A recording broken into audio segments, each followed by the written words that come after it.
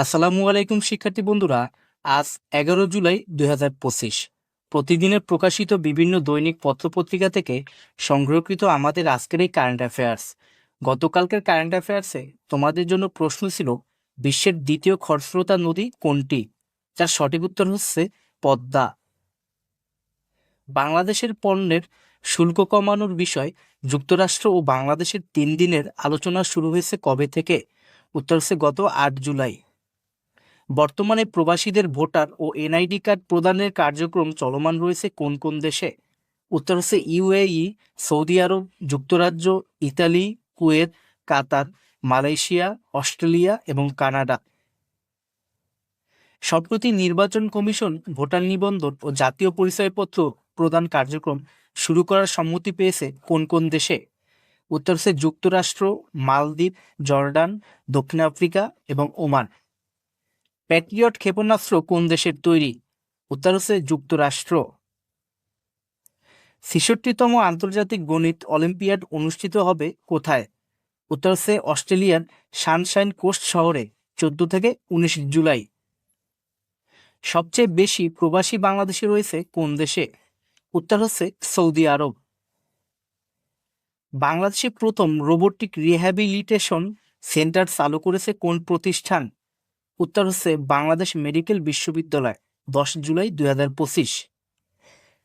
Asian আঞ্চলিক ফোরামের পররাষ্ট্রমন্ত্রী পর্যায়ের 32তম সম্মেলন কোথায় অনুষ্ঠিত হচ্ছে? উত্তর হচ্ছে মালয়েশিয়া, কুয়ালালামপুর, 10 থেকে 11 জুলাই। জুলাই গণ অভ্যুত্থানের তথ্যচিত্রের নাম কি? উত্তর হচ্ছে শ্রাবণ বিদ্রোহ। প্রথমবারের মতো এ মান অর্জন করেছে কোন ব্যাংক? উত্তর হচ্ছে প্রাইম ব্যাংক। জুলাই অভ্যুত্থান দমনে সরকার দলীয় কৌশল ছিল কি? উত্তর হচ্ছে হেডশট কৌশল। Cyber support for women and children platform কোন সংস্থা কর্তৃক গঠিত প্ল্যাটফর্ম? উত্তর হচ্ছে Bangladesh legal aid and services trust এর উদ্যোগে গঠিত প্ল্যাটফর্ম। 2026 টি-20 ক্রিকেট বিশ্বকাপ অনুষ্ঠিত হবে কোন কোন দেশে? উত্তর হচ্ছে ভারত ও শ্রীলঙ্কায়। 2027 ওয়ানডে বিশ্বকাপ হবে কোন কোন দেশে? উত্তর হচ্ছে দক্ষিণ আফ্রিকা ও জিম্বাবুয়েতে। প্রত্নতাত্ত্বিকেরা সম্প্রতি কোন দেশে প্রায় 3500 বছরের পুরনো প্রাচীন শহর পিনাকো এর খোঁজ পেয়েছেন? উত্তর হচ্ছে পেরু। বিশ্বের সর্ববৃহৎ উপন্যাস in search of lost stone time এর রচয়িতা কে? উত্তর হচ্ছে মার্শেল প্রসূদ। জুলাই আগস্টের হত্যাকাণ্ডে রাজসাক্ষী হয়েছেন কে? উত্তর হচ্ছে সাবেক পুলিশ মহাপরিদর্শক চৌধুরী আবদুল্লাহ আল মামুন। সম্প্রতি চাঁদে পারমাণবিক বিদ্যুৎ কেন্দ্র নির্মাণের পরিকল্পনা করেছে কোন দেশ? উত্তর হচ্ছে রাশিয়া ও চীন। ছায়াহরিণ কাব্যগ্রন্থের রচয়িতা কে? উত্তর হচ্ছে কবি আহসান হাবিব। ইয়েমেনের রাজধানীর নাম কি? উত্তর হচ্ছে সানা।